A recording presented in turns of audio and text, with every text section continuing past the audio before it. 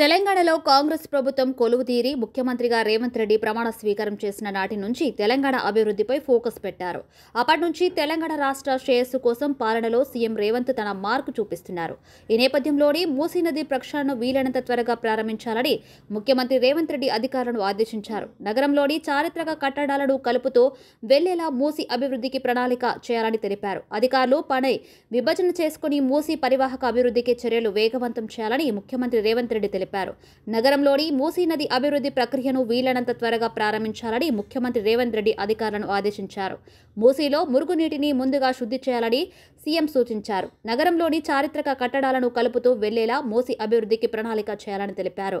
మూసీ నది ప్రక్షాళన, పరివాహక ప్రాంతం అభివృద్ధిపై నానక్రామ్గూడ హెచ్ఎండిఏ కార్యాలయంలో అధికారులు ముఖ్యమంత్రి రేవంత్ రెడ్డి సమీక్ష నిర్వహించారు. మూసీ రివర్ బౌండరీస్ లొకేషన్ స్కెచ్తో పాటు పలు వివరాలను అధికారులు సీఎంకు వివరించారు. మూసీ అభివృద్ధిపై వీలైనంత త్వరగా ప్రారంభించేందుకు కసరత్తు పూర్తి చేయాలని సీఎం ఆదేశించారు. ఇందుకు ముందుగా మూసీ క్లీనింగ్ ప్రక్రియను పూర్తి చేయాలని అధికారులకు సూచించారు. నగరంలోని చారిత్రక కట్టడాలను కలుపుతూ ఉండేలా మూసీ అభివృద్ధికి ప్రణాళికలు రూపొందించాలని చెప్పారు.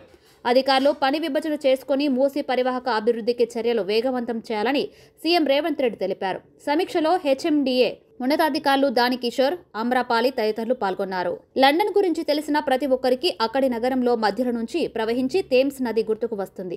లండన్ మహానగరానికి థేమ్స్ నది ప్రత్యేక ఆకర్షణగా నిలుస్తుంది. అలాంటి నది గురించి ఇప్పుడెందుకు అంటారా?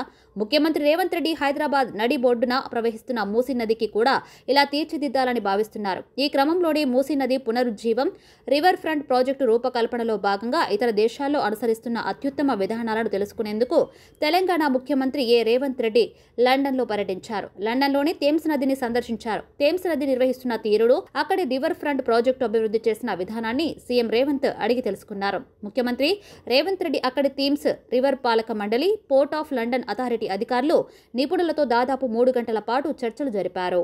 దశాబ్దాలుగా వివిధ దశల్లో థేమ్స్ నదీ తీరం వెంట చేపట్టిన సమగ్ర అభివృద్ధి కార్యక్రమాలను అక్కడి corporate affairs director Sian Foster, port of London authority head Raj Kehal లివి సీఎంకు వివరించారు.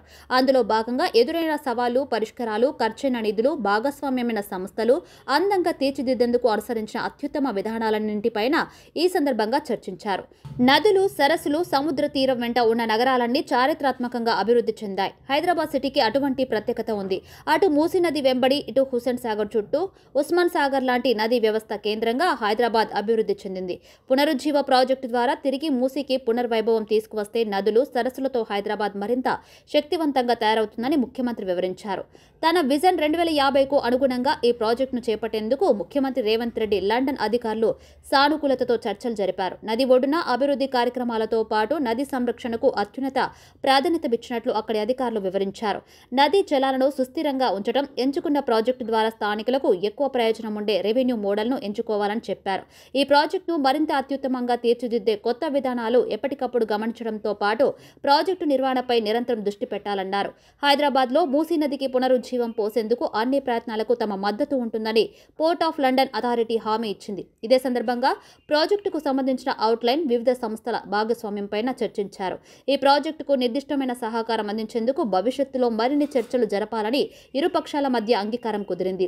సీఎం రేవంత్ రెడ్డితో పాటు CM principal secretary Seshadri, municipal administration, urban development authority principal secretary Danakishore, CM special secretary B Ajit Reddy, HMDA joint commissioner, Musi river development corporation MD Amrapali, investments and promotion special secretary Vishnuvardhan Reddy, Musi river development corporation SC Venkataramana ఈ సమావేశంలో పాల్గొన్నారు. So now the plan is to revive the entire stretch and essentially bringing in clean water. So this involves large amount of engineering in terms of sewage and stormwater management as well as